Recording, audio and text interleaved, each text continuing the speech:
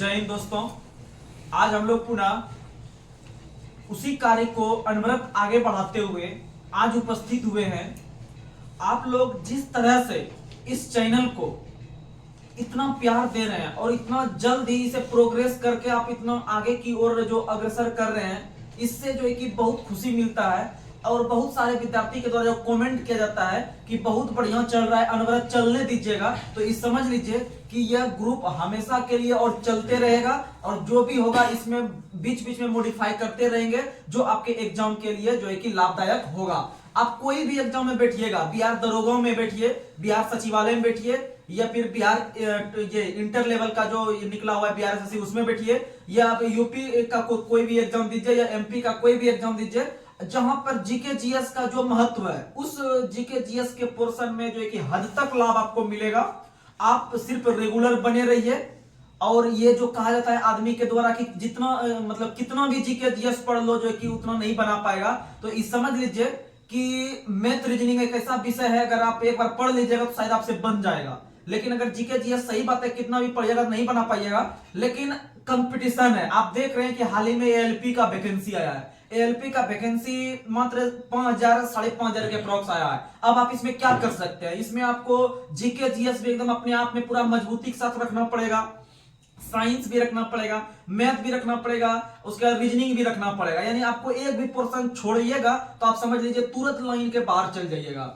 और ये समझ लीजिए कि आपको कोई भी विषय, कोई भी व्यक्ति अगर आपको निगेटिव करता है तो आप निगेटिव में नहीं जाइएगा, आप पॉजिटिव में रह के पढ़ाई कीजिए। और पॉजिटिव में रह के ही कोई व्यक्ति रिजल्ट देता है और वह आगे जॉब लेता है। और जो निगेटिव माइंड का रहता है वो निगेटिव ही रहता है और जॉब उतना ज्यादा जो है कि वो सक्सेस नहीं हो पाता है। लेकिन आप लोग जो भी नए छात्र देख रहे होंगे, आप पॉजिटिव होके आप कंटिन्यू इस पे 2 से 3 महीना बने रहिए। उसके बाद आपको पता चल जाएगा कि इस चैनल से आपको कितना लाभ मिला, और फिर आप एक वैसा लेवल का स्टूडेंट बनिएगा जो कि आपके ग्रुप में 5 वर्ष से तैयारी कर रहा होगा, आप उसका टक्कर देने लायक बन जाइएगा। इसीलिए आप लोग रेगुलर बने रहिए और जो भी क्वेश्चन में डाउट हो आप कमेंट बॉक्स में कमेंट कर सकते हैं। तो आइए अब हम शुरुआत करते हैं। आज का पहला सवाल आप लोग बताइएगा, भारत भवन किस शहर में है? भोपाल में। भारत भवन कहां है? भोपाल में। अब बात आता है भारत भवन का, थोड़ा समझने का कोशिश कीजिएगा। भारत भवन का स्थापना, भारत भवन जो भोपाल में है, इसका स्थापना 1982 ईस्वी में चार्ल्स कोरिया ने किया है। किसने किया है? Charles Korea. बहुत इंपॉर्टेंट क्वेश्चन है कि भारत, सबसे पहला क्वेश्चन पूछेगा कि भारत भवन किस शहर में है? मारना है भोपाल। क्या मारना है? भोपाल। भारत भवन कहां है? भोपाल में। उसी तरह से याद रखिएगा इंडिया हाउस है। क्या है? India house.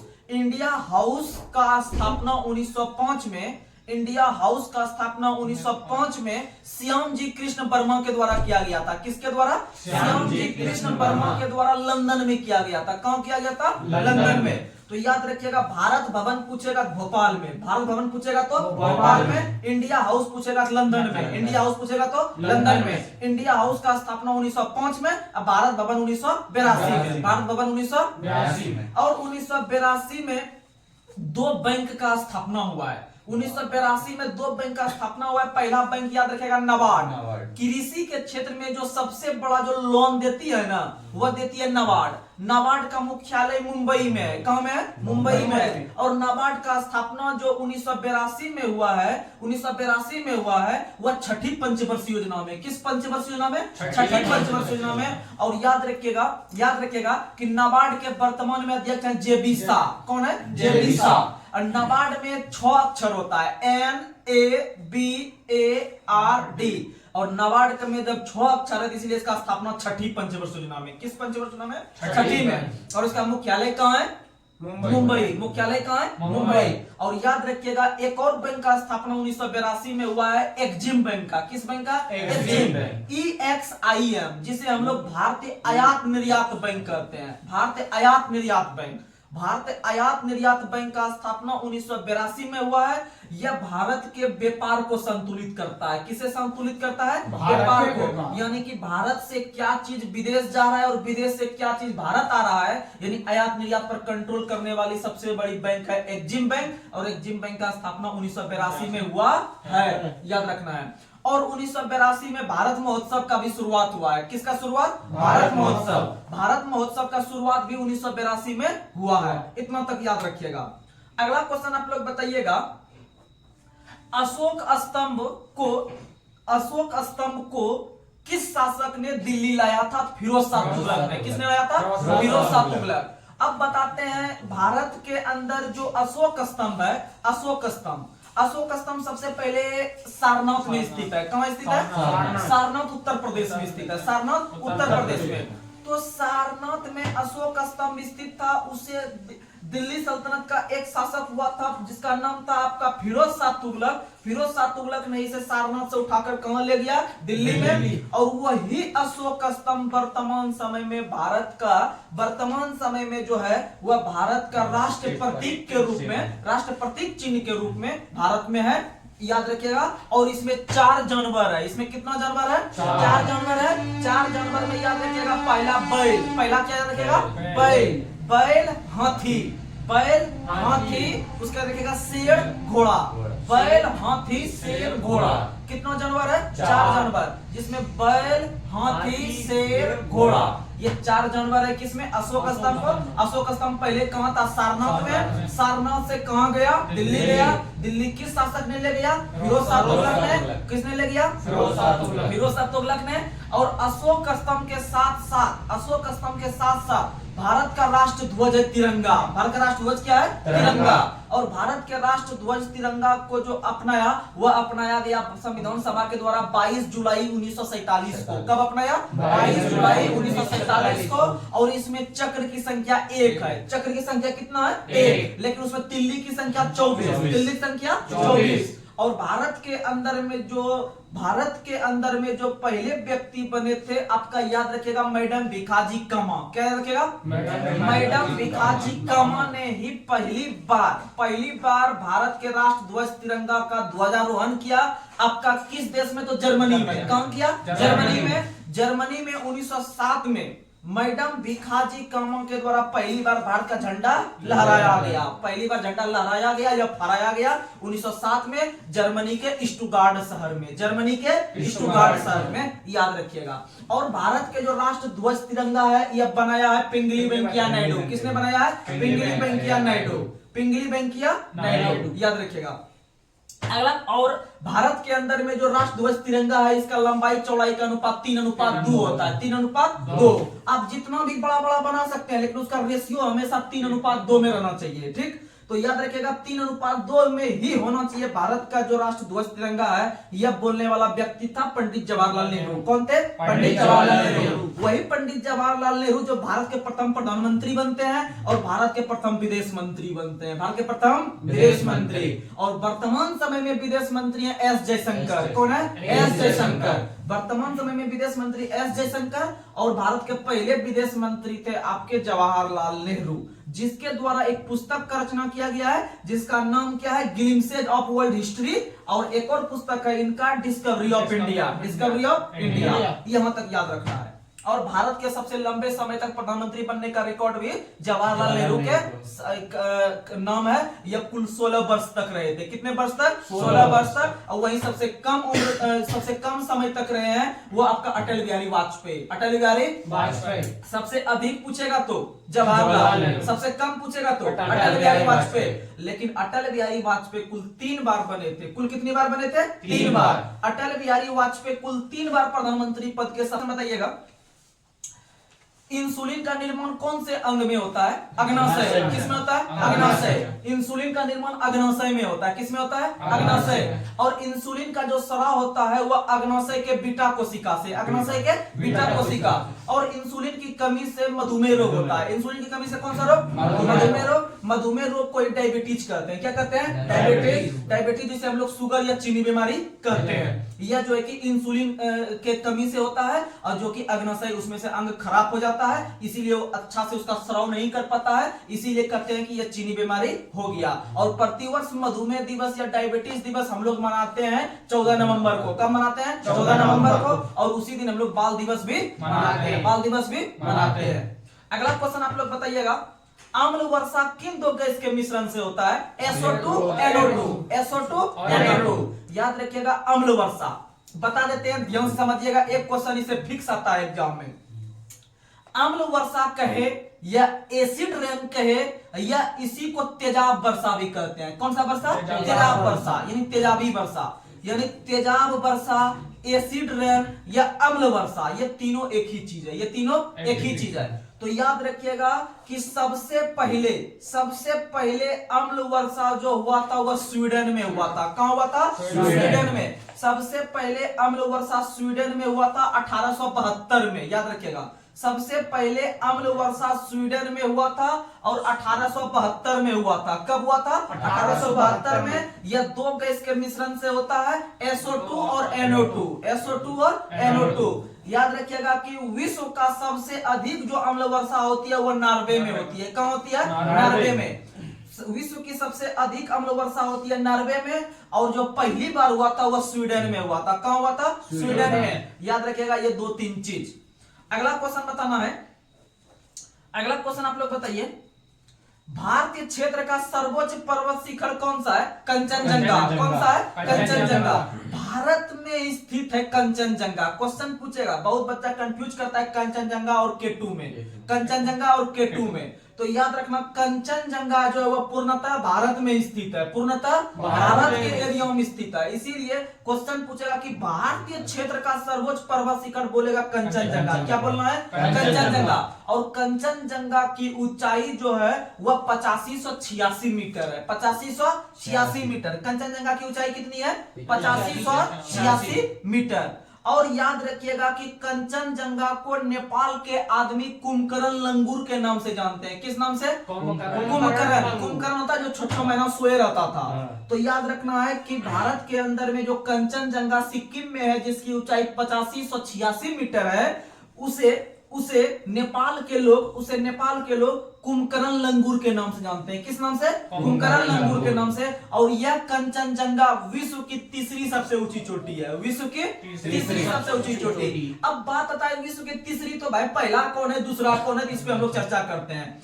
तो विश्व की सबसे ऊंची पर्वत चोटी है माउंट एवरेस्ट। कौन सी है? माउंट एवरेस्ट, जिसकी ऊंचाई है 8848.86 मीटर। वहीं पर अगर हम बात करें कि विश्व की दूसरी सबसे ऊंची चोटी कौन है, तो वो है K2। कौन है? K2। कौन है? K2। और K2 की याद रखना इसकी ऊंचाई है 8611 मीटर। कितना मीटर? 8611। 8611। K2 की ऊंचाई है 8611। तीनों एक बार रिकॉल कर देते हैं। पहला नंबर पे माउंट एवरेस्ट 8848.86, दूसरा है आपका K2 8611, और तीसरा नंबर पे आता है कंचनजंगा जिसका है 8586। ये तीन को याद रख के चलना पड़ेगा।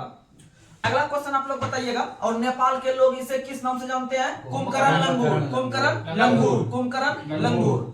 अगला क्वेश्चन बताइए, अंग्रेज का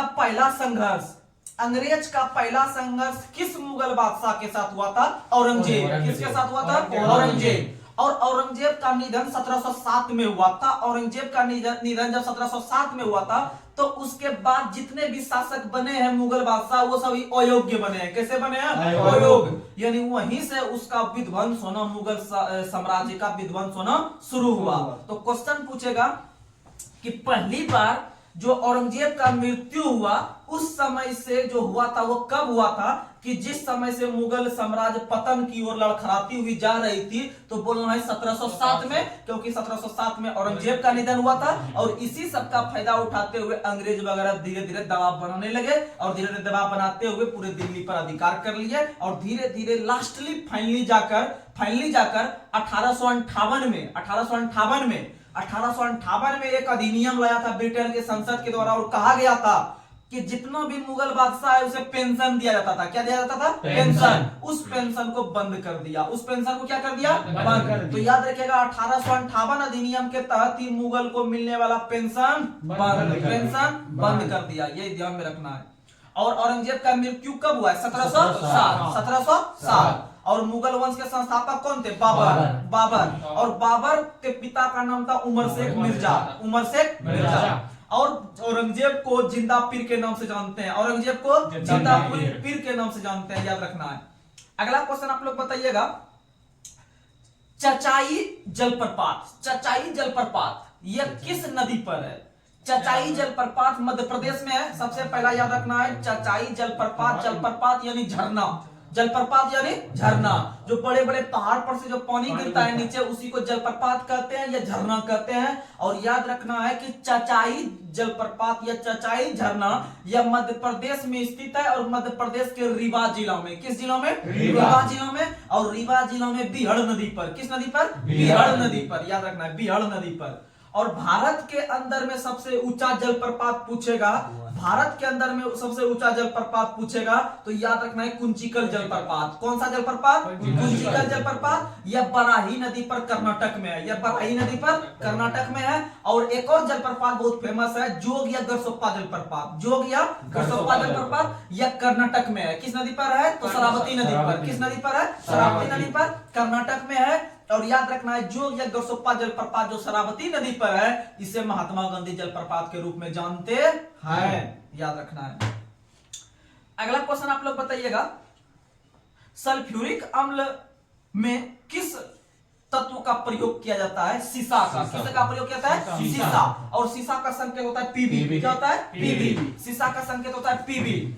और सबसे अस्थायी तत्व भी सीसा है, सबसे अस्थायी तत्व भी सीसा है। ये क्वेश्चन पूछा गया है निम्न में से कौन सा सबसे अस्थायी तत्व है? तो सीसा आंसर लगाइएगा। क्या लगाइएगा? सीसा। अगला क्वेश्चन आप लोग बताइए, चार मीनार किस शहर में है? हैदराबाद में। किस शहर में? हैदराबाद में। चार मीनार हैदराबाद में, किस शहर में? हैदराबाद में। और याद रखिएगा कि चार मीनार का जो स्थापना हुआ है उसका स्थापना 1591 ईस्वी में हुआ है। कब हुआ है? 1591। अब बताते हैं चार मीनार। याद रखिएगा सबसे पहले चार मीनार हैदराबाद में, किस शहर में? हैदराबाद। इसका स्थापना 1591 में। कब स्थापना हुआ है? 1591 में। और इसकी ऊंचाई है 48.7 मीटर। कितने ऊंचाई है? 48.7 मीटर। कितना ऊंचाई है? 48.7 मीटर। और याद रखिएगा जो इसका जो स्थापना किया है, इसका जो स्थापना किया है वह क्या है? कुली कुतुब शाह। किसने किया है? कुली कुतुब शाह। क्वा से कुतुब मीनार, क्वा से कुलू कुतुब शाह, या सॉरी चार देखिए कहने का मतलब है कुतुब मीनार का जो स्थापना किया वो कुतुबुद्दीन ऐबक ने किया है। कुतुब मीनार का स्थापना दिल्ली में वो किया कुतुबुद्दीन ऐबक ने, लेकिन चार मीनार का स्थापना हैदराबाद में जो किया है यह किया कुली कुतुब शाह। किसने किया है? कुली कुतुब शाह। और कुली कुतुब शाह का संबंध कुतुब शाही राजवंश से था। किस राजवंश से? कुतुब शाही राजवंश से। यानी को से याद रखिएगा कुली कुतुब शाह। अब पूछेगा किस राजवंश से? तो कुतुब शाही राजवंश से। इन्होंने किसका स्थापना किया है? चार मीनार का। और चार मीनार किस शहर में है? हैदराबाद में। और हैदराबाद में इसका स्थापना कब किया है? 1591 में। 1591 में। और याद रखिएगा कि यह किस शहर में है? हैदराबाद में। और हैदराबाद को मोतियों का शहर के रूप में जानते हैं। अब मोती का बात आया तो मोती के रूप में 3 क्वेश्चन आता है। मोतियों का शहर पूछेगा भारत में तो हैदराबाद, मोतियों का शहर हैदराबाद। दूसरा क्वेश्चन पूछेगा मोतियों का द्वीप किसे कहते हैं? बहरीन। मोतियों का द्वीप बहरीन। तीसरा क्वेश्चन पूछेगा पूर्व की मोती किसे कहते हैं? श्रीलंका। पूर्व की मोती श्रीलंका। एक बार फिर से सुनिए, मोतियों का शहर हैदराबाद, मोतियों का शहर हैदराबाद, मोतियों का द्वीप बहरीन, मोतियों का द्वीप बहरीन, मोतियों का द्वीप बहरीन। और बहरीन की राजधानी है मनामा, बहरीन की राजधानी है मनामा। और याद रखिएगा कि मोतियों का जो सॉरी पूर्व की मोती जो कहते हैं वो श्रीलंका में कहते हैं। पूर्व की मोती श्रीलंका। अब बात आता है हैदराबाद का, तो याद रखिएगा कि हैदराबाद जब प्रांत सभी मिल रहे थे भारत में, अलग अलग जो देशी रियासत थे और प्रांत जब भारत में मिलाया जा रहा था सरदार वल्लभ भाई पटेल और बीपी मेनन के द्वारा, तो याद रखिएगा कि हैदराबाद एक ऐसा देशी रियासत था कि वह भारत में मिलना नहीं चाह रहा था। तो एकमात्र ऐसा देशी रियासत बना हैदराबाद जिसके विरुद्ध पुलिस को जाना पड़ा। किसे जाना पड़ेगा? पुलिस को। यानी पुलिस कार्रवाई के तहत हैदराबाद को भारत के साम्राज्य में मिलाया गया। और याद रखिएगा ऑपरेशन पोलो रहेगा ऑप्शन में तो सही है, नहीं तो ऑपरेशन कैटरपिलर के तहत मिलाया गया। तो क्वेश्चन पूछेगा निम्न में से किस देशी रियासत को मिलाने के लिए पुलिस कार्रवाई करना पड़ा? तो बोलिएगा हैदराबाद। क्या बोलिएगा? हैदराबाद। आखिर इसके लिए कोई पुलिस ऑपरेशन चलाया था क्या? तो बोलिएगा हाँ। तो ऑपरेशन का नाम है ऑपरेशन पोलो। ऑपरेशन पोलो। ऑपरेशन पोलो सब जानता है, याद रखिएगा ऑपरेशन कैटरपिलर, ऑपरेशन कैटरपिलर ये रहा। और हैदराबाद स्वतंत्र शहर का स्थापना किया था आपका चिनकिलिच खान ने। किसने किया था? चिनकिलिच खान ने। और चिनकिलिच खान का जो नाम था वह था, उसका नाम था आपका, कहने का मतलब है कि हैदराबाद स्वतंत्र शहर का स्थापना जो किया था चिनकिलीज खान ने, और उसका नाम था निजामुल मुल्क। क्या नाम था? निजामुल मुल्क। क्या नाम था? निजामुल मुल्क। और भारत का जो हिस्सा बना 1948 में। कब बना? 1948 में। ये यहां तक याद रखिएगा हैदराबाद। एक और याद रखिएगा, हैदराबाद शहर का पुराना नाम था भाग्यनगर। क्या नाम था? भाग्यनगर। और हैदराबाद मूसी नदी के किनारे। किस नदी के किनारे? मूसी नदी के किनारे। हैदराबाद मूसी नदी के किनारे, ये याद रखिएगा। अगला क्वेश्चन बताइएगा, लोहा का शुद्धतम रूप कौन सा लोहा होता है? पिटवा लोहा। कौन सा लोहा? और पिटवा लोहा को रूट आयरन कहते हैं। क्या कहते हैं? Wrought iron. और देखिएगा, लोहा का सबसे शुद्धतम रूप पिटवा लोहा है। इसीलिए पिटवा लोहा है क्योंकि उसमें कार्बन की मात्रा कम है। कार्बन की मात्रा कम है। कार्बन की मात्रा सबसे कम होता है पिटवा लोहा में। किसमें होता है? पिटवा लोहा में। याद रखिएगा, ऑप्शन में जब ढलवा लोहा देगा, पिटवा लोहा देगा, तो बच्चा कंफ्यूज कर जाता है कौन सा शुद्ध लोहा है। तो याद रखिएगा कि जिस लोहा को हम पीट पीट के एकदम शुद्ध कर दिए हैं वही सबसे शुद्ध है। तो पिटवा लोहा शुद्ध कर दिए हैं, यानी सबसे शुद्ध लोहा पिटवा। सबसे शुद्ध लोहा पिटवा। पिटवा।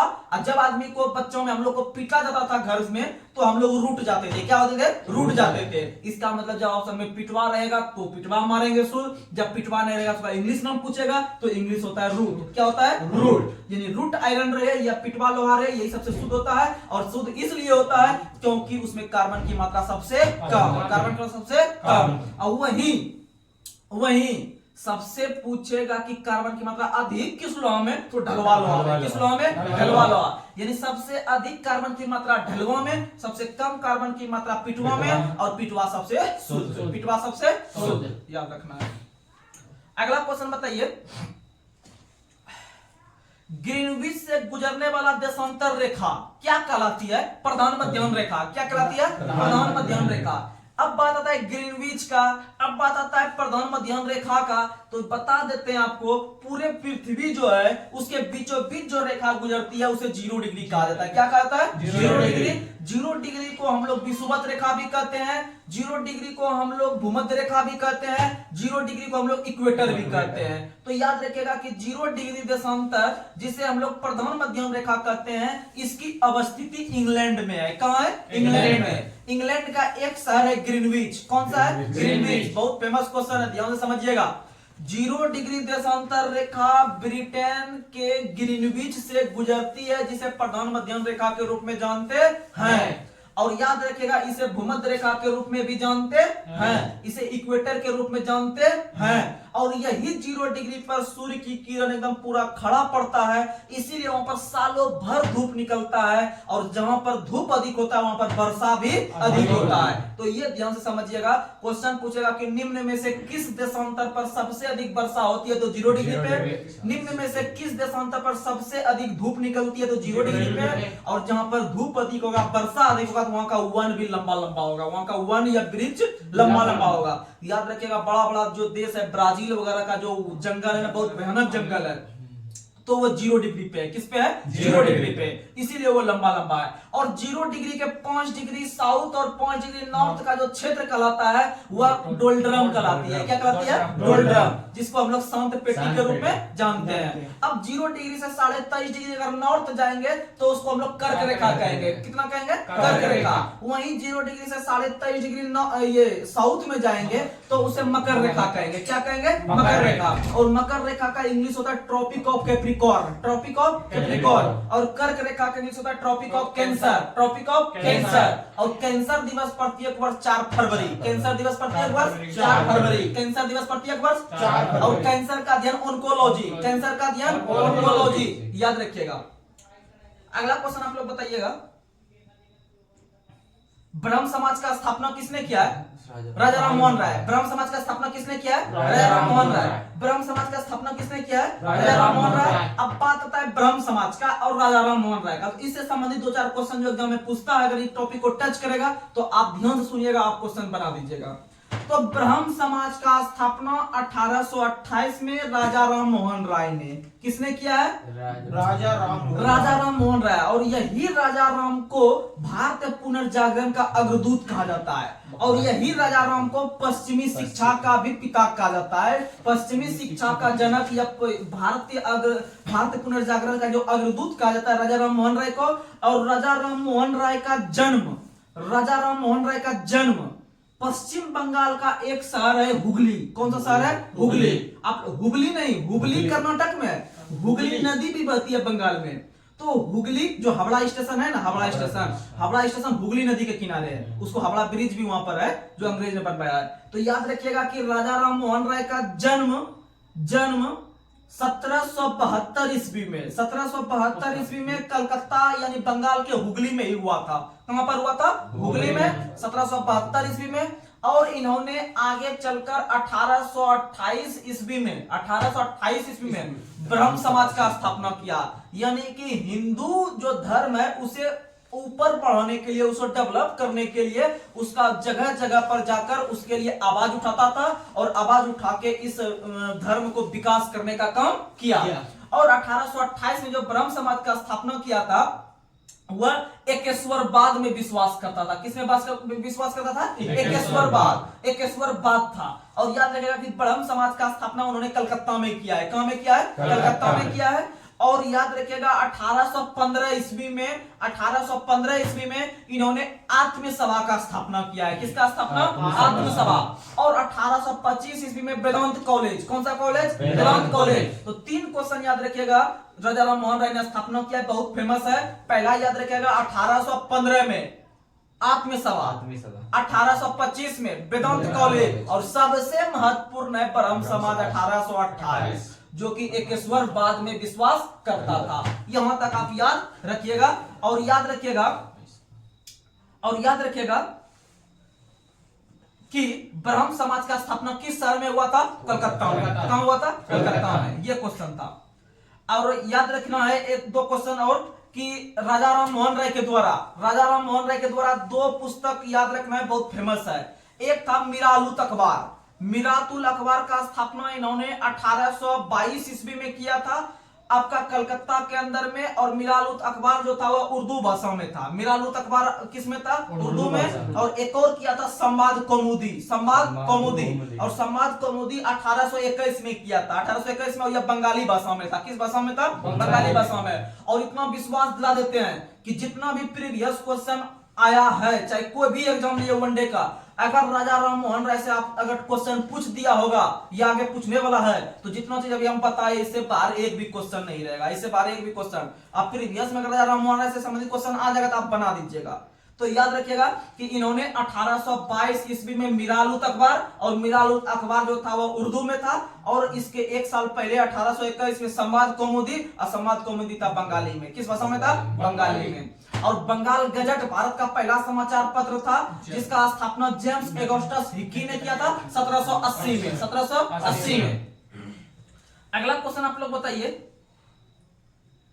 अगला क्वेश्चन बताना है, ए सूटेबल बॉय पुस्तक के लेखक कौन है? विक्रम सेठ। कौन है? Vikram Seth. A suitable boy पुस्तक के लेखक है विक्रम सेठ। इन्होंने एक और पुस्तक का रचना किया जिसका नाम है टू लाइफ्स पुस्तक के लेखक विक्रम सेठ। और याद रखिएगा ए सूटेबल बॉय भी विक्रम सेठ। ये 2 पुस्तक याद रखिएगा।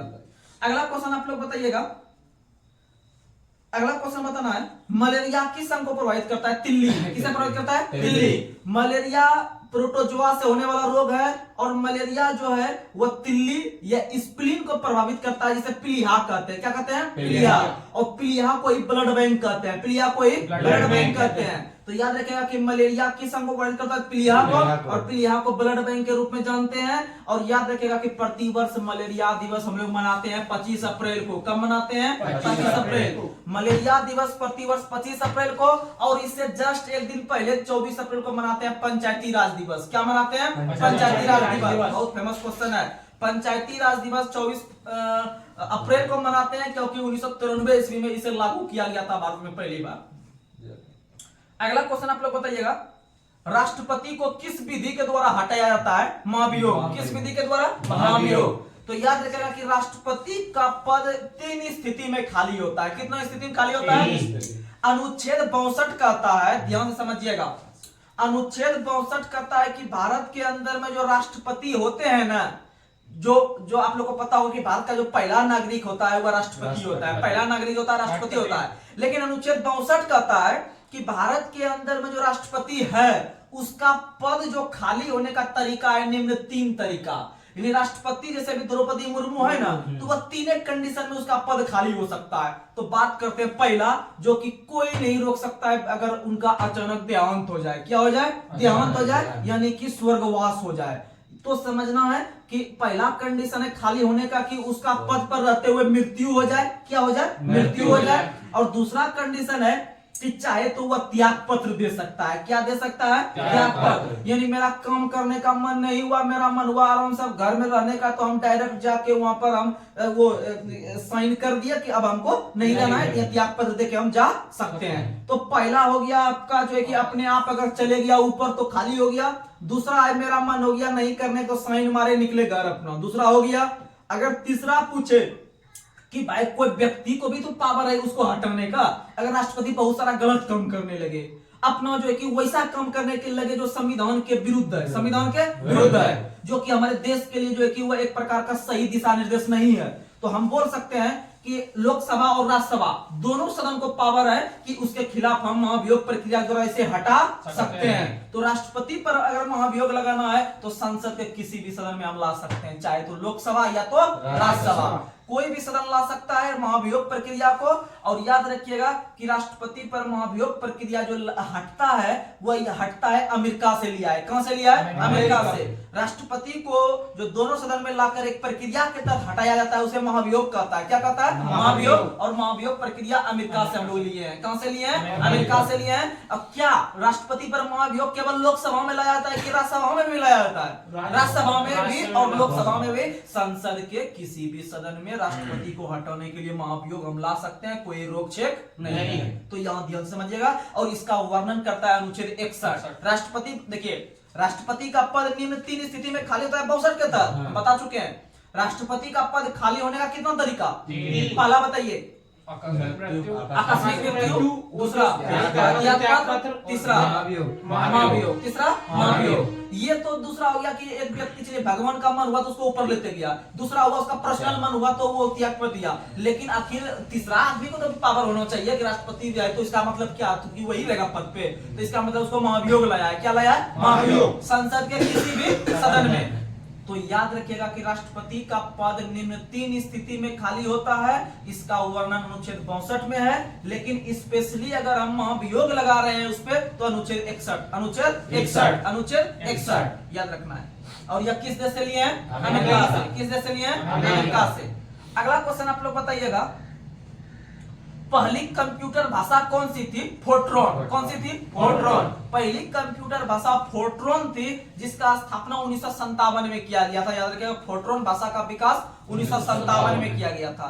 और 1957 में ही जम्मू कश्मीर का संविधान लागू हुआ है। 1957 में ही जम्मू कश्मीर का संविधान लागू हुआ है। और याद रखिएगा कि 1957 में ही भारत का जो राष्ट्रीय जो कैलेंडर है, जो कि शक सम्मत पर आधारित है, हम लोग रखते हैं घर में कैलेंडर, जैसे 2024 का सब नया घर में लाए होंगे, तो वर्ष 2024 का जो नया कैलेंडर लाए होंगे, ये जो भारत में जो कैलेंडर चलता है यह शक सम्मत पे चलता है। कौन सम्मत पे? शक सम्मत। तो क्वेश्चन पूछेगा कि भारत ने कौन सा सम्मत अपनाया है? तो शक सम्मत। यह शक पे सम्मत पे आधारित कैलेंडर को अपनाया है। तो याद रखना है, इसका शुरुआत भी भारत सरकार ने जो इसको ऑफिशियली लागू किया भारत में वो 1957 से। कब से लागू किया? 1957 से। तो याद रखिएगा 1957 से जम्मू कश्मीर का संविधान, 1957 में आपका फोर्ट्रॉन भाषा का विकास, 1957 में कैलेंडर, 1957 में कैलेंडर। कौन से सम्मत पर? शक सम्मत। कौन से सम्मत पर? शक सम्मत। अगला क्वेश्चन, अगला क्वेश्चन आप लोग को बताना है, 7 पैगोडा का मंदिर किस मंदिर को कहता है? महाबलीपुरम को। किसे कहता है? महाबलीपुरम। अब बात होता है महाबलीपुरम का, तो महाबलीपुरम का मंदिर जो है वो तमिलनाडु में। सबसे पहली बात, महाबलीपुरम का मंदिर तमिलनाडु में है, जिसका निर्माण पल्लव शासक ने, जिसका निर्माण पल्लव शासक ने, पल्लव शासक जिसकी राजधानी कांचीपुरम हुआ करती थी, पल्लव राजवंश जिसकी राजधानी कांचीपुरम हुआ करती थी, उन्होंने ही महाबलीपुरम मंदिर का निर्माण तमिलनाडु में करवाया। और इसी महाबलीपुरम मंदिर को 7 पैगोडा का मंदिर के रूप में जानते हैं। लेकिन काला पैगोडा के नाम से कोणार्क मंदिर को, काला पैगोडा के नाम से कोणार्क मंदिर को, काला पैगोडा के नाम से कोणार्क मंदिर को। लेकिन काला पैगोडा के नाम से किस देश को जानते हैं? तो म्यांमार को। किस देश को जानते हैं? म्यांमार को। बहुत कंफ्यूजन वाला क्वेश्चन है, फिर से हम दूर कर रहे हैं। अगर आपसे पूछे 7 पैगोडा का मंदिर, तो महाबलीपुरम, तमिलनाडु, पल्लव राजवंश, उसकी राजधानी कांचीपुरम। और उसके बाद अगर पूछे काला पैगोडा, काला पैगोडा कोणार्क, काला पैगोडा कोणार्क, और कोणार्क में सूर्य मंदिर है, और सूर्य मंदिर जो है यह आपका कोणार्क में पुरी में स्थित है। कहां में स्थित है? पुरी में, जिसे काला पैगोडा के नाम से जानते हैं। लेकिन काला पैगोडा वाला देश अगर पूछे तो म्यांमार, काला पैगोडा वाला देश अगर पूछे तो म्यांमार। और म्यांमार का स्थापना जो हुआ है वह 1933 अधिनियम के तहत भारत 1935 अधिनियम के तहत भारत से अलग हुआ है। म्यांमार भी भारत का हिस्सा रहा है, यह अलग हुआ है 1935 अधिनियम के तहत 1938 में अलग हुआ है। 1935 अधिनियम के तहत 1938 में अलग हुआ है म्यांमार, और म्यांमार भारत के दक्षिण पूर्व में स्थित है, भारत के दक्षिण पूर्व में स्थित है, याद रखिएगा। और म्यांमार की राजधानी जो है वह वर्तमान में म्यांमार की राजधानी नेपोइतो, कहां है? नेपोइतो, नेपोइतो, याद रखिएगा। और म्यांमार का पुराना नाम था बर्मा, म्यांमार का पुराना नाम बर्मा, और जब उसका नाम बर्मा हुआ करता था तब उसकी राजधानी रंगून था, तब उसकी राजधानी रंगून था। और आप लोगों को पता होगा कि इसी रंगून में 1857 का जब विद्रोह हो रहा था तो दिल्ली से जो भारत नायक थे बहादुर शाह जफर, कौन थे? बहादुर शाह जफर या बहादुर शाह द्वितीय, इसी को वहां पर जाके नजरबंद किया गया था आपका इसी रंगून शहर में, याद रखना है। और रंगून इरावदी नदी के किनारे, किस नदी किनारे? इरावदी नदी किनारे, बहुत फेमस क्वेश्चन है। रंगून इरावदी नदी किनारे है म्यांमार में। अगला क्वेश्चन आप लोग बताइएगा, अगला क्वेश्चन आप लोग को बताना है,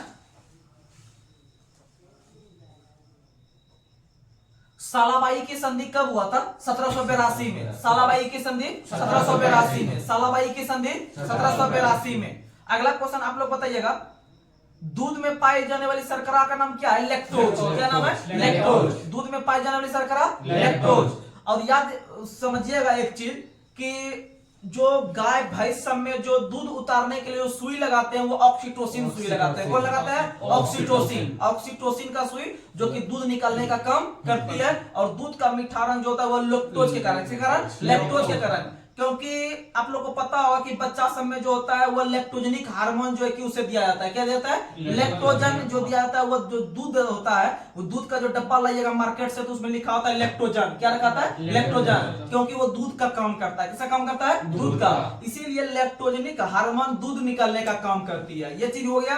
और गाय भैंस में जो सुई देते हैं वो देते हैं ऑक्सीटोसिन हार्मोन। कौन सा हार्मोन? Oxytocin hormone. अगर आपसे हम क्वेश्चन पूछे कि फल का मीठा रंग किसके कारण? तो फ्रुक्टोज। फल का मीठा रंग फ्रुक्टोज। फ से फल, फ से फ्रुक्टोज, फ से फल, फ से फ्रुक्टोज। और दूध का मीठा रंग लैक्टोज, दूध का मीठा रंग लैक्टोज, याद रखिएगा। अगला क्वेश्चन आप लोग बताइएगा, एग्रीकल्चर शॉट का संबंध किस खेल से है? क्रिकेट। एग्रीकल्चर शॉट का संबंध क्रिकेट से, एग्रीकल्चर शॉट का संबंध क्रिकेट से। उसी तरह पूछेंगे प्रूडेंशियल कप का संबंध किस खेल से है? क्रिकेट से। Prudential cup cricket, prudential cup cricket, क्योंकि आप लोग को बता दे कि पूरे विश्व में जो क्रिकेट का जो पहला वर्ल्ड कप हुआ था वो 1975 में। कब हुआ था? 1975 में। पहला जो क्रिकेट का विश्व कप हुआ था 1975 में, उस क्रिकेट विश्व कप का जो नाम था प्रूडेंशियल कप था। क्या नाम था? Prudential cup. और बाद में चल के इसका नाम भले हम लोग बोल रहे हैं वर्ल्ड कप बोलने लगते हैं, तो लेकिन इसका पहले नाम जो था उसका पहले नाम था आपका क्या था? Prudential cup. इसीलिए प्रूडेंशियल कप का संबंध किस खेल से है? क्रिकेट से। किस खेल से है? क्रिकेट से। और एग्रीकल्चर शॉट का संबंध भी किस खेल से है? क्रिकेट से। और इधर आप चाइना मैन समझ रहे हैं किससे है? क्रिकेट से। चाइना मैन किससे है? क्रिकेट से। और भारत का चाइना मैन किस खिलाड़ी को कहा जाता है? कुलदीप यादव को। किसे कहता है? कुलदीप यादव। चाइना मैन शब्द का संबंध क्रिकेट से है, और क्रिकेट में चाइना मैन बॉलर जो इंडिया का है वो कुलदीप यादव है। कौन है? कुलदीप यादव। ये याद रखिएगा।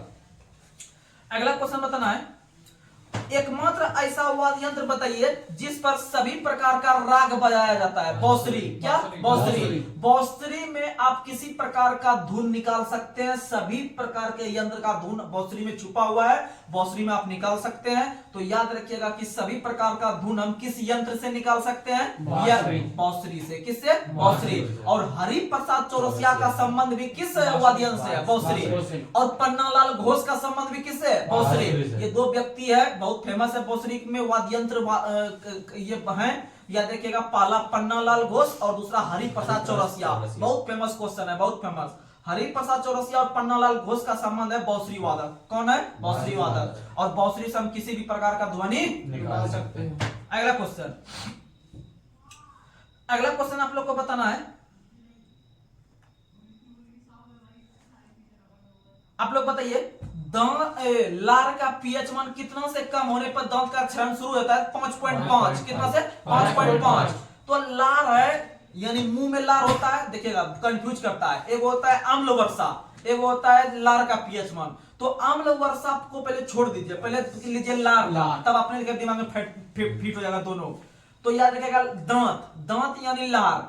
तो इसका मतलब ऊपर में भी हमको 5 दांत है, नीचे भी 5 दांत है। आप लोग को पता होगा जब 32 को दांत होगा ना, तो ऊपर 16 को होता है, नीचे 16 को होता है, 16-16 के रेशियो में होता है। तो लेकिन कुछ दिन ऐसा समय होता है बचपन में कि 5-5 दांत होगा, पहले 2-2 दांत निकलता है, ऊपर 2 नीचे, फिर इस तरह बढ़ते बढ़ते 5-5 दांत याद रखना है हम लोग को। कितना दांत याद रखना है?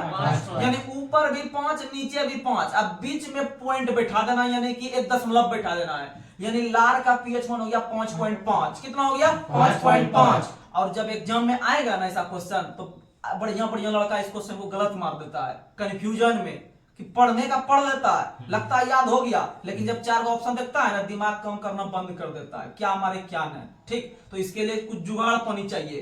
तो लार का पीएच मान हो गया ऊपर में 5, नीचे 5, बराबर संख्या में दांत ले लिए 5-5, अब बीच में पॉइंट बैठा दिए, यानी 5.5 लार का पीएच मान। जब लार का पीएच मान 5.5 से कम होता है, लार का पीएच मान 5.5 नहीं बताए, जब लार का पीएच मान 5.5 से कम हो जाता है, 5.5 से कम हो जाता है, तब इससे जो है कि हम लोग कहते हैं कि अब दांत का क्षरण होना शुरू होगा, दांत का क्षरण होना शुरू होगा। ऐसे अगर देखे लार का पीएच मान, अगर ऐसे देखे लार का पीएच मान, तो ऐसे लार का पीएच मान होता है 6.5, लार का पीएच मान होता है 6.5, लार का पीएच मान होता है 6.5। लेकिन कितना से कम होने पे इसे का दांत का क्षरण शुरू होता है? 5.5। लेकिन इसका हकीकत में लार का पीएच मान होना कितना चाहिए? तो 6.5। अब बात आता है अम्ल वर्षा की। भाई अम्ल वर्षा का पीएच मान कितना से कम होने पर हम उसको अम्ल वर्षा बोलेंगे? तो याद रखना 5.5 तो ये ले लिया, 5.6 मारना है उसमें, 5.6।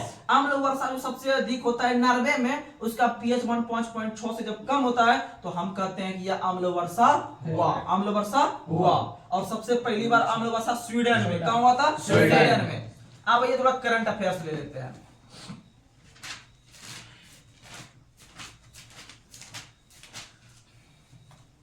बताइएगा, हाल ही में आई एक सूचना के अनुसार भारत के बाहर दुनिया का सबसे बड़ा हिंदू मंदिर का उद्घाटन अमेरिका के किस शहर में? न्यू जर्सी में। अमेरिका के किस शहर में? न्यू जर्सी में। तो याद रखिएगा कि भारत के बाहर दुनिया का सबसे बड़ा हिंदू मंदिर का उद्घाटन अमेरिका के न्यू जर्सी में हुआ। अब थोड़ा समझते हैं इसको, एक क्वेश्चन थोड़ा सा माइंड में डाउट आ जाएगा। भारत से तुलना किया गया है तो सबसे बड़ा है अमेरिका में खुला है। भारत में अभी तक जितना बड़ा हिंदू मंदिर था ना, भारत में जितना बड़ा हिंदू मंदिर था, तो उसमें से सबसे बड़ा जो बना है वो बना है अमेरिका में। कहां बना है? अमेरिका में, अमेरिका के न्यू जर्सी में। लेकिन ऐसे देख के पूरे विश्व में सबसे बड़ा हिंदू मंदिर, तो विश्व में सबसे बड़ा हिंदू मंदिर आपका कंबोडिया में है। कहां में है? कंबोडिया में, जिसका नाम है अंकोर वाट का मंदिर। क्या नाम है? अंकोर वाट का मंदिर। और अंकोर वाट का मंदिर विष्णु भगवान को समर्पित है। किसे समर्पित है? विष्णु भगवान को। और याद रखिएगा इसका निर्माण राजा सूर्यवर्मा सेकंड ने करवाया है। किसने करवाया है? राजा सूर्यवर्मा सेकंड ने ये जो है कि मंदिर का निर्माण करवाया है और विष्णु भगवान को समर्पित है। और विष्णु के चक्र में कुल 6 तिल्ली था। कितना तिल्ली था? 6 तिल्ली, याद रखिएगा। अगला क्वेश्चन बताइएगा, 2021 के लिए किस व्यक्ति को 2023 में Dada Saheb Phalke lifetime achievement award दिया गया? तो याद रखिएगा वहीदार रहमान। किसे दिया गया? वहीदार रहमान। वो किसे दिया गया? वहीदार रहमान। ये क्वेश्चन आएगा एग्जाम में कि दादा साहेब फाल्के लाइफ टाइम पुरस्कार किसे दिया गया? वहीदार रहमान। याद रखिएगा, एकदम सही होगा। अगला क्वेश्चन आप लोग बताइएगा, किस राज्य में कर्मा पूजा त्योहार मनाया जाता है? झारखंड। कहां मनाया जाता है? झारखंड। कर्मा पूजा त्योहार झारखंड में मनाया जाता है। और सहरूल भी कहां मनाया जाता है? झारखंड में। सहरूल भी झारखंड में। याद रखिएगा, सबसे फेमस है सहरूल को जीआई टैग भी मिला है। सहरूल को जीआई टैग भी मिला है, वो झारखंड से संबंध है। सहरूल झारखंड में है। और इसको जो है कि जीआई टैग भी दिया है। तो याद रखना है झारखंड का स्थापना 15 नवंबर 2000 को, 15 नवंबर 2000 को बिहार से अलग होकर, किससे अलग होकर? बिहार से अलग होकर भारत के अंदर में एक राज्य बना था। उस समय वो 28वां राज्य बना था, ठीक है, 2000 में। तो याद रखिएगा। और झारखंड के जो वर्तमान में मुख्यमंत्री है वो है हेमंत सोरेन। कौन है? हेमंत सोरेन। कौन है? हेमंत सोरेन, याद रखिएगा। और वही झारखंड जिस राज्य की राज्यपाल थी द्रौपदी मुर्मू, वही डायरेक्ट राज्यपाल के पद पर से जो है कि आपका बन गए राष्ट्रपति। कौन बन गए? राष्ट्रपति। और याद रखिएगा कि इनके विरुद्ध में जो खड़ा हुआ था व्यक्ति, यानी राष्ट्रपति द्रौपदी मुर्मू के अगेंस्ट में जो खड़ा हुआ था प्रतिद्वंदी के तौर पर उसे टकराने के लिए चुनाव में, वह हुआ था यशवंत सिन्हा। कौन हुआ था? यशवंत सिन्हा। कौन हुआ था? यशवंत सिन्हा। ये क्वेश्चन आएगा एग्जाम में और आता है, याद रखिएगा। और इनका पर्सनली घर देखे तो उड़ीसा है। द्रौपदी मुर्मू का ओरिजिनल घर जो है, जो अपना विरासत में घर है उसका, वो है उड़ीसा में, उड़ीसा के मयूरभंज में। कहाँ है? उड़ीसा के मयूरभंज में। लेकिन वो संबंध जो था उसका झारखंड के राज्यपाल से, और डायरेक्ट वहां से भारत के अंदर में 15वां राष्ट्रपति का कार्यभार संभाले। अगला क्वेश्चन आप लोग बताइएगा। भारत सरकार ने भारत रेलवे के अंतर्गत किस वर्ष तक यह लक्ष्य रखा है कि जो वेटिंग टिकट होता है उसको समाप्त करने का? तो याद रखिएगा 2027 तक। कब? 2027 तक वेटिंग टिकट एक भी नहीं मिलेगा। आपको ट्रेन की संख्या अधिक देखने के लिए मिलेगी और किसी भी व्यक्ति को कहीं भी जाने के लिए कभी भी समय, एनी टाइम आपको टिकट उपलब्ध हो जाएगा। ये चीज याद रखिएगा। अगला क्वेश्चन आप लोग को बताइएगा। नॉर्मन बोरलॉग फील्ड अवार्ड 2023 किस व्यक्ति को दिया गया? यह दिया गया स्वाति नायक को। किसे दिया गया? स्वाति नायक। नॉर्मन बोरलॉग फील्ड पुरस्कार। अब बात आता है नॉर्मन बोरलॉग। तो याद रखिएगा कि नॉर्मन बोरलॉग का संबंध था हरित क्रांति से। किसे संबंध था? हरित क्रांति। आप लोग को पता होगा कि पूरे विश्व लेवल पे हरित क्रांति को जो लाने का काम किया वो नॉर्मन बोरलॉग। किसने किया है? Norman Borlaug. और भारत में वही काम करने का किया है एमएस स्वामीनाथन किए थे। किसने किए थे? एमएस स्वामीनाथन, जिनका हाल ही में निधन हो गया। एमएस स्वामीनाथन ने भारत में हरित क्रांति को इतना डेवलप किया कि गेहूं में 300% तक पैदावार अधिक देखने के लिए मिला। 300% तक। जब 1966-67 में तीसरा पंचवर्षीय योजना के दौरान भारत में हरित क्रांति का शुरुआत हुआ था, और उस हरित क्रांति का प्रभाव आपका सबसे अधिक जो पड़ा वह गेहूं फसल पर पड़ा। किस पर पड़ा? गेहूं फसल पर। और गेहूं फसल पर इतना पड़ा कि उस पर 300% का अचानक वृद्धि हो गया। 300% का अचानक वृद्धि हो गया। और इससे लाभान्वित होने वाला सबसे पहला राज्य था पंजाब। आप लोगों को पता होगा कि पंजाब का क्षेत्रफल कम है लेकिन उसमें से उत्पादन अधिक हो जाता है। पंजाब में एरिया कम है लेकिन उत्पादन अधिक हो जाता है। जैसे भारत के अंदर में सबसे अधिक गेहूं का उत्पादन उत्तर प्रदेश करती है। कौन करती है? उत्तर प्रदेश। सबसे अधिक गेहूं उत्तर प्रदेश इसलिए करती है कि उसके पास जमीन बहुत ज्यादा है। लेकिन पंजाब के पास कम में जमीन है लेकिन उत्पादन ज्यादा कर लेता है। इसका मतलब आपसे क्वेश्चन पूछेगा कि निम्न में से कौन सा राज्य कम क्षेत्रफल में अधिक गेहूं का उत्पादन कर लेता है? बोलना है पंजाब। क्या बोलना है? पंजाब। लेकिन आपको सिंपल क्वेश्चन पूछेगा, निम्न में से कौन सा राज्य सबसे अधिक गेहूं उत्पादन करता है? तो यूपी। सबसे अधिक गेहूं यूपी, क्योंकि इसके पास जमीन ज्यादा है तो उपजा लेता है ज्यादा। लेकिन आपका कम क्षेत्रफल में ज्यादा कौन उपजा रहा है? पंजाब। क्योंकि हरित क्रांति का सबसे अधिक प्रभाव जो गेहूं पर पड़ा था और वो पंजाब के अंदर। कहां पर? पंजाब के अंदर में, याद रखिएगा। और पंजाब में वर्तमान में आप पार्टी का सरकार है। कौन पार्टी का? आम, यानी आम आदमी पार्टी। तो आम आदमी का स्थापना जो 2012 में किया था अरविंद केजरीवाल ने। किसने किया था? अरविंद केजरीवाल ने आप पार्टी का स्थापना 2012 में किया था। उसके बाद उन्होंने दिल्ली में सरकार बनाया। उसके बाद आप लोगों को पता होगा कि भगवंत मान सिंह जो वर्तमान में पंजाब के मुख्यमंत्री हैं वो आम आदमी पार्टी से बने हैं। अगला क्वेश्चन आप लोग को बताना है, हाल ही में किस राज्य के किरीटेश्वर गांव को भारत का सर्वश्रेष्ठ पर्यटन गांव घोषित किया गया? भारत का सर्वश्रेष्ठ पर्यटन गांव, यानी कि एक ऐसा गांव है भारत के अंदर में, वो पश्चिम बंगाल में स्थित है। किस राज्य में? पश्चिम बंगाल। पश्चिम बंगाल में एक गांव है जिसका नाम है किरीटेश्वर गांव। किरीटेश्वर गांव पर्यटन के हिसाब से सबसे टॉप पे पूरे विश्व में। यानी वह गांव ऐसा है जहां पर बहुत सारे विदेशी आते हैं घूमने के लिए, बहुत सारे दूसरे राज्य के भी आदमी आते हैं। वो एक प्रकार का पर्यटन के रूप में गांव है जो सबसे टॉप लेवल पे बना हुआ है इंडिया में। इसका नाम है क्रीटेश्वर गांव और किस राज्य में है? पश्चिम बंगाल में। किस राज्य में? पश्चिम बंगाल। पश्चिम बंगाल में। अगला क्वेश्चन और पर्यटन का बात आया तो एक चीज और बता देते हैं। अगर आपसे पूछे राष्ट्रीय पर्यटन दिवस कब मनाया जाता है, बोलिएगा कि यह राष्ट्रीय पर्यटन दिवस 25 जनवरी को मनाया जाता है। कब मनाया जाता है? 25 जनवरी को। राष्ट्रीय पर्यटन दिवस 25 जनवरी को। वहीं अंतरराष्ट्रीय पर्यटन दिवस या विश्व पर्यटन दिवस मनाया जाता है 27 सितंबर को। कब मनाया जाता है? 27 सितंबर को। ये दो क्वेश्चन। अगर और 25 जनवरी को हम लोग मतदाता दिवस भी मनाते हैं। 25 जनवरी को क्योंकि इसका स्थापना जो हुआ था, निर्वाचन आयोग का स्थापना 25 जनवरी 1950 को हुआ था, इसीलिए प्रत्येक वर्ष 25 जनवरी को मतदाता दिवस मनाते हैं। लेकिन 2011 से मनाना शुरू किए। कब से शुरू किया? 2011 से। 2011 से। संविधान दिवस 2015 से। संविधान दिवस 2015 से। योगा दिवस भी 2015 से। योगा दिवस भी 2015 से। अगला क्वेश्चन आप लोग बताइएगा। अगला क्वेश्चन बताइए, किस देश के पूर्व राष्ट्रपति जॉर्जिया नेपोलिटानो का निधन हो गया? इटली का।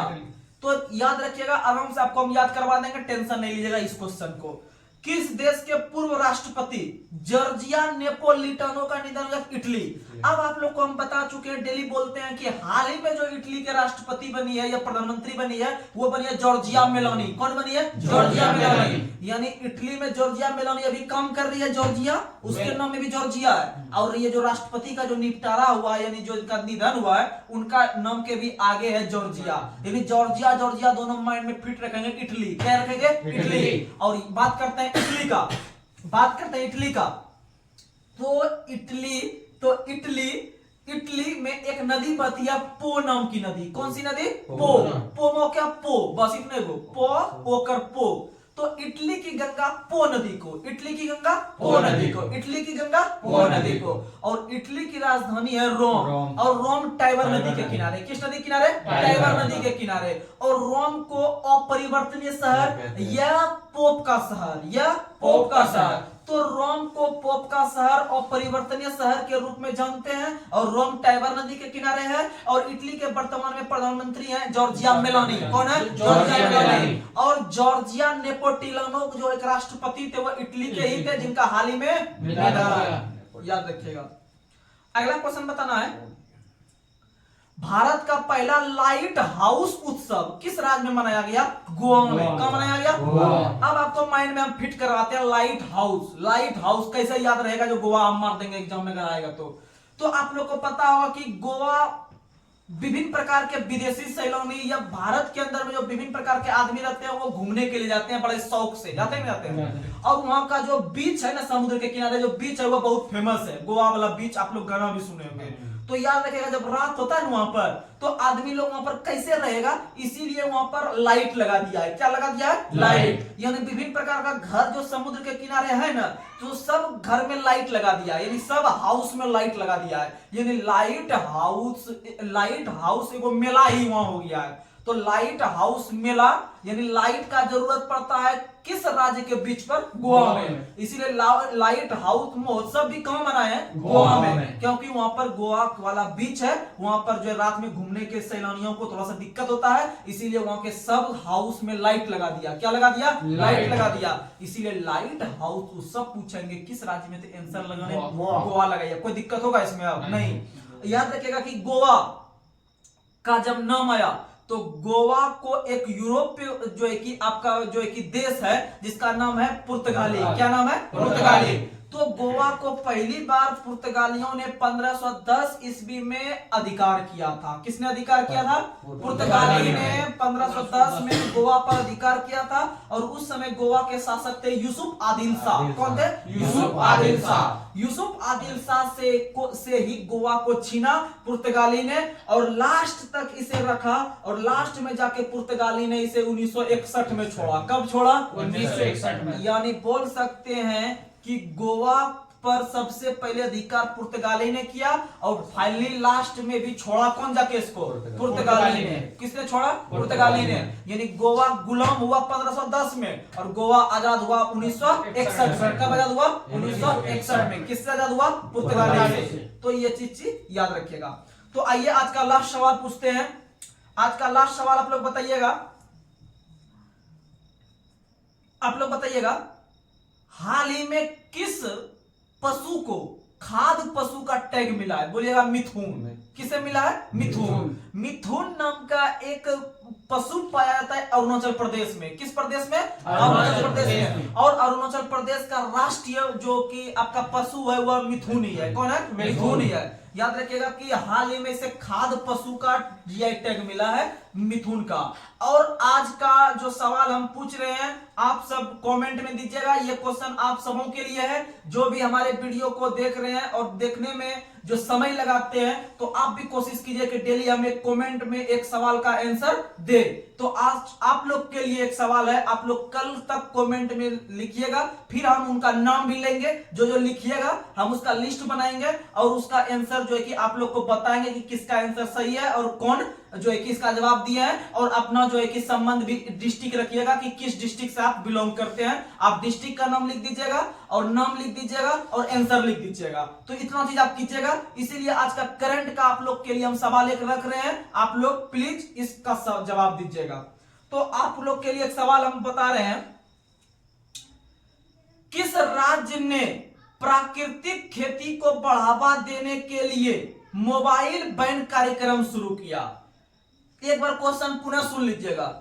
किस राज्य ने प्राकृतिक खेती यानी कि जो वर्षा के द्वारा खेती होता है उसे हम लोग प्राकृतिक खेती कहते हैं, जिसमें कि हम किसी भी प्रकार का जो है कि हम खाद वगैरह प्रयोग नहीं करते हैं, जो कि सब चीज होता है प्राकृतिक पर निर्भर करता है। तो क्वेश्चन फिर से सुनिएगा, किस राज्य ने प्राकृतिक खेती को बढ़ावा देने के लिए मोबाइल वैन कार्यक्रम का शुरुआत किया? तो आप लोग इसका आंसर बताइएगा। इतना आप लोग को हिंट्स दे देते हैं, आपको इतना हिंट्स दे देते हैं कि वह एक पर्वतीय राज्य है और वह उत्तर भारत का राज्य है। तो आप लोग थोड़ा सा लॉजिक लगा के बोलिएगा। बस आज का वीडियो कैसा लगा आप लोग कमेंट में जरूर। देखिए आप लोग वीडियो में देखते बहुत है, व्यू बहुत आता है और फिर उसमें वॉच टाइम भी बहुत ज्यादा बढ़ रहा है, हमको पता चल रहा है, बहुत देखते हैं। लेकिन सब आदमी कमेंट भी कीजिएगा तो और हमको थोड़ा सा प्रोत्साहन मिलेगा कार्य करने के लिए। तो आप वीडियो देखने के बाद आपको कहीं दिक्कत आया या वीडियो कैसा लगा तो आप कमेंट में जरूर कमेंट कीजिएगा। तब तक के लिए बने रहिएगा आप लोग। कल फिर हम लोग उपस्थित होंगे। तब तक के लिए धन्यवाद। शुभ रात्रि।